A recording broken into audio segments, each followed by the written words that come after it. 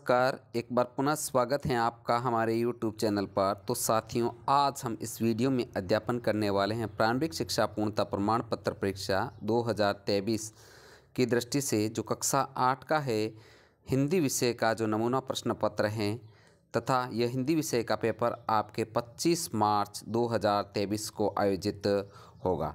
तो साथियों, यह पेपर आपको 2.5 घंटे में हल करना है तथा जो हिंदी विषय का पूर्णांक रहेगा वो 80 अंक का रहेगा। तो 80 अंक का आपके हिंदी विषय का जो पेपर होगा।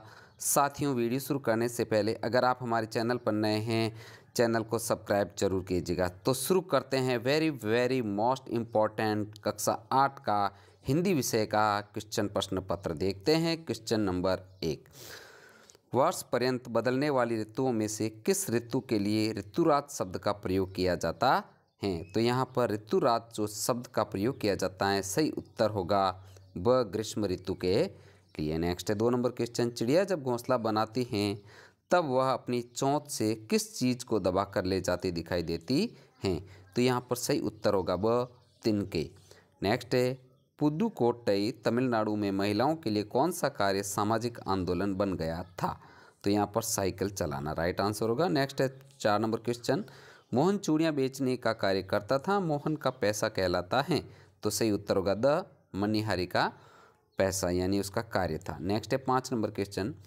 हिंदी सिनेमा में आलम आरा फिल्म का अपना एक महत्वपूर्ण स्थान रखती हैं क्योंकि यह पहली बोलती फिल्म है। बहुत ही अच्छा क्वेश्चन है। आलम आरा जो फिल्म है भारत की पहली बोलती फिल्म है। Next 6 number question. कृष्ण की चोटी बढ़ाने हेतु मैया उन्हें क्या क्या खिलाती थी? सही उत्तर होगा द माखन खिलाती थी, दूध और रोटी खिलाती थी। Next 7 number question. साथियों, योगेश ने गाय की रक्षा करने हेतु अपने प्राणों की बाजी लगा दी।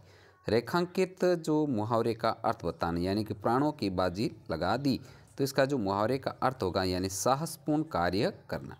Next 8 number question. राम ने टोपी पहनी है, रेखांकित शब्द का बहुवचन होगा।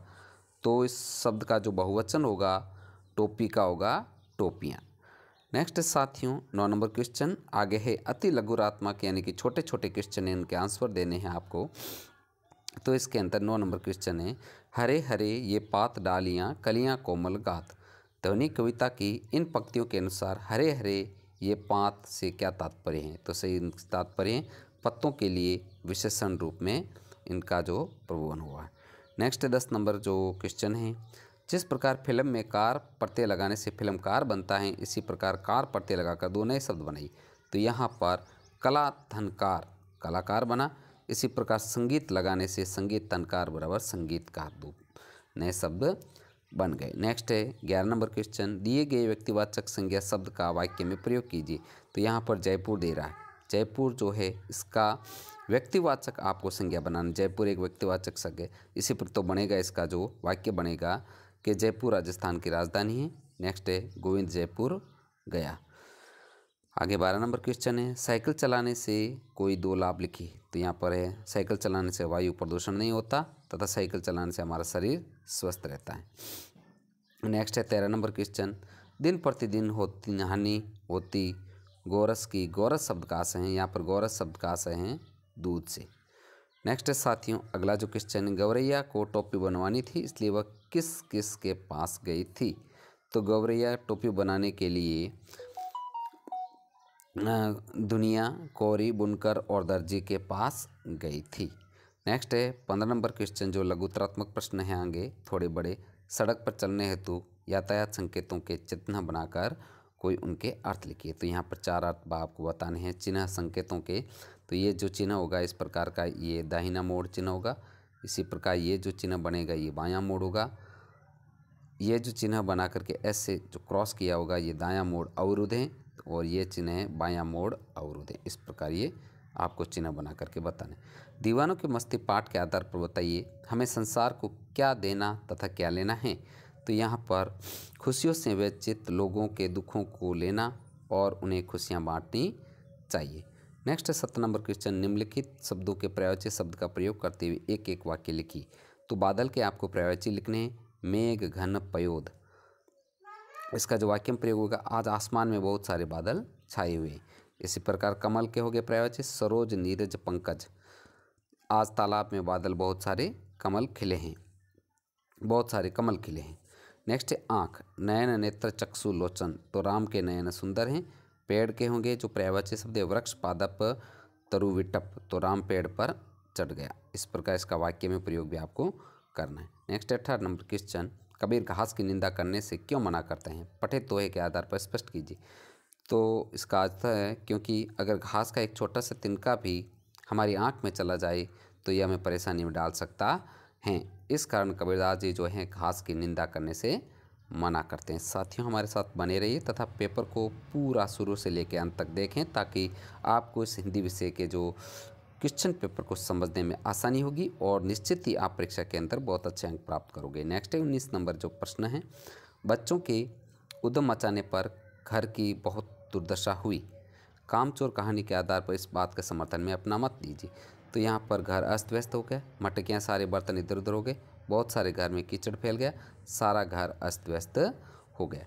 नेक्स्ट 20 नंबर क्वेश्चन, इस भेद को मेरे सिवाय मेरा ईश्वर ही जानता है, आप उसी से पूछ लीजिए, मैं नहीं बताऊंगा। बिलवासी के समर्थन में एक तर्क दीजिए। तो ऐसा कहकर वह पत्नी से चोरी करके इसकी संदूक से रुपए निकालने की बात नहीं कहने की बात कहना चाहते थे। नेक्स्ट 21 नंबर क्वेश्चन, स्वच्छ भारत स्वस्थ भारत पर 4 पंक्तियाँ लिखिए। तो यहाँ पर आपको 4 पंक्तियाँ लिखनी है। स्वच्छता पर स्वच्छ भारत सरकार की सराहनीय कोशिश है, इससे हमारा भारत स्वच्छ बनेगा।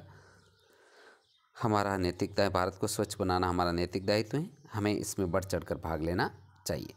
आगे हैं 22 नंबर क्वेश्चन जो निबंधात्मक हैं, आपके एक पद्यांश दिया होगा तथा एक गद्यांश। तो इस पद्यांश की सब प्रसंग आपको व्याख्या करनी है, तो पढ़ करके आपको व्याख्या करनी है। तो यहाँ पर हम जो नीचे दिए गए हैं पद्यांश, इसकी जो आपको व्याख्या करते हैं। तो प्रसंग है, पक्षी और बादल ये भगवान के डाके हैं, ये एक महादेश हैं, दूसरे देश जाते हैं, हम समझ नहीं पाते मगर उनकी लाई चिट्ठियाँ, पेड़ पौधे पानी और पहाड़ भांजते हैं।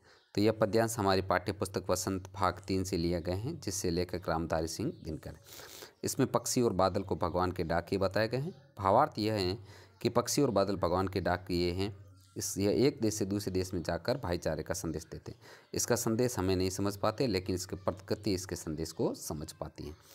नेक्स्ट आगे है 23 नंबर क्वेश्चन जो एक गद्यांश दे रखा होगा, इन गद्यांश को पढ़ करके आपको इन प्रश्नों के उत्तर देने हैं। तो यहाँ पर गद्यांश को आप अच्छे से 2 या 3 बार अच्छे से पढ़ेंगे, पढ़ करके आपको समझ पाओगे। तो यहाँ पर हम इसके जो आंसर देख लेते हैं। पिंड किसकी ओर तेज़ी से बढ़ रहा था? तो इसका जो आंसर, पिंड सूर्य की ओर तेज़ी से बढ़ रहा था। हमारी पृथ्वी प्रारंभ में कैसी थी? एक बड़ा आकार गोला थी। पिंड की आकर्षण शक्ति से किसका एक भाग टूट गया? सूर्य का। आगे है निम्नलिखित शब्दों के विपरीत अर्थ वाले शब्दों का गद्यांश के टूट कर लिखिए। तो हल्का का होगा भारी तथा अंत का होगा आराम। नेक्स्ट आगे है 24 नंबर क्वेश्चन, आप राजकीय बालिका उच्च प्राथमिक सज्जनपुर की छात्रा सोनिया कुमारी हैं, आपके पिताजी का स्थानांतरण जोधपुर है। यानी कि आपके पिताजी स्थानांतरण टीसी के संबंधित एक एप्लीकेशन है। आप आगे की पढ़ाई जोधपुर रहकर पूरी करना चाहते हैं, अपने प्रदान स्थानांतरण प्रमाण पत्र या टीसी प्रदान करने की प्रार्थना पत्र लिखिए। इसके अथवा में आएगा आपके दुकानदार और ग्राहक के बीच संवाद का 8 पंक्तियों में लिखिए। तो दोनों ने हमने ये क्वेश्चन यहाँ पर किए क्योंकि दोनों ही इम्पोर्टेंट हैं। संवाद हमने यहाँ पर दे रखा है तथा इसका जो टीसी की जो एप्लीकेशन है वो नीचे हमने की है। तो सबसे पहले संवाद देख लेते हैं ग्राहक और दुकानदार का।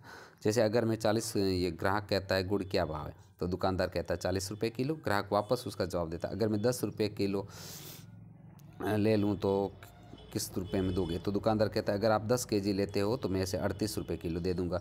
ग्राहक कहता है पास वाले भाई तो 35 में दे रहे हैं। दुकानदार कहता है नहीं ऐसा नहीं हो सकता। ग्राहक कहता है आप 36 रुपये किलो लगा दो। दुकानदार कहता है नहीं 36 रुपये नहीं 37 रुपये किलो लग जाएगा। तो ग्राहक ठीक कहता है ठीक है 10 किलो गुड़ दे दीजिए। इस प्रकार ये ग्राहक और दुकानदार के बीच जो एक संवाद का क्वेश्चन है, बहुत ही अच्छा क्वेश्चन आ सकता है। अब आगे अपन एक टीसी की एप्लीकेशन देख लें। ये प्रार्थना पत्र है। तो सबसे पहले आपको यहाँ पर आप मतलब जिस स्कूल में पढ़ते हैं उस स्कूल का नाम है श्रीमान प्रधानाध्यापक महोदय राजकीय बालिका उच्च प्राथमिक विद्यालय सज्जनपुर, और ये स्थानांतर प्रमाण पत्र एक विषय है।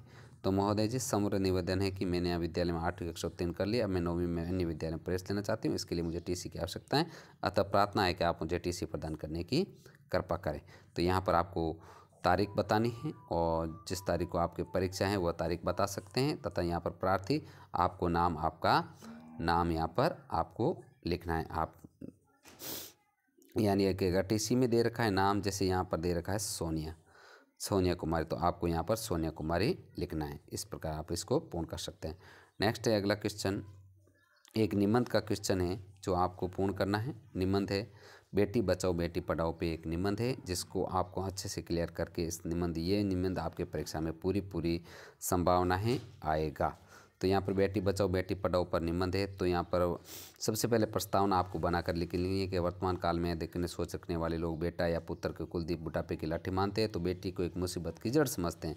ऐसे में लोग कन्या जन्म को अशुभ मानते हैं। तो यहाँ पर एक प्रस्तावना लिखनी, फिर सामाजिक चेतना के प्रयास करने हैं आपको उसमें कि समाज का सही विकास होगा, लोगों में नई चेतना का प्रसार हो। इस दृष्टि से सरकार ने बेटी बचाओ बेटी पढ़ाओ का नारा दिया और सरकार ने लिंग प्रक्षेपण प्रतिबंध कर कन्या जन्म और उसके शिक्षा व्यवस्था पर पूरा ध्यान दे रही है। और फिर अभियान चलाया। अभियान का उद्देश्य बेटी बचाओ बेटी पढ़ाओ के संबंध में राष्ट्रपति ने लोकसभा दोनों सदनों से पारित कर जून 2014 में नारा दिया और उन्होंने बेटी बचाओ बेटी नारा देकर संरक्षण और सशक्तिकरण जोड़ दिया। इस प्रकार लास्ट में आपको यहाँ पर उपसंहार के तौर पर आपको लिखना है कि इस अभियान के माध्यम से समाज में जागरूकता के साथ रूढ़िवादी सोच में परिवर्तन आने लगा। वह दिन अब दूर नहीं जब बेटियां समाज को एक सम्मानजनक स्थान प्रदान हो जाएगा। तो इस प्रकार ये एक निबंध है बेटी बचाओ बेटी पढ़ाओ का, जो बहुत ही वेरी मोस्ट है। साथियों, इस प्रकार हमने इस वीडियो में जो कक्षा 8 का हिंदी विषय का है यह मॉडल प्रश्न पत्र हल किए हैं। साथियों, यह आपके एग्ज़ाम की दृष्टि से बहुत ही ज़्यादा महत्वपूर्ण है। इस पेपर में, इस वीडियो में हमने इस जो हिंदी मॉडल पेपर का संपूर्ण सॉल्यूशन आपको दिया है तथा हमारे यूट्यूब चैनल पर आपको समस्त प्रकार के जो मॉडल प्रश्न पत्र हैं कक्षा 8 से संबंधित समस्त मॉडल पेपर उपलब्ध करवाए जाएंगे। साथियों, बने रहे हमारे चैनल पर। साथियों, आज का वीडियो कैसा लगा? वीडियो अगर अच्छा लगे तो वीडियो को ज़्यादा से ज़्यादा लाइक तथा शेयर कीजिए ताकि हमें मोटिवेशन मिलता रहे। मिलते हैं एक नए मॉडल प्रश्न पत्र के साथ में, तब तक के लिए धन्यवाद।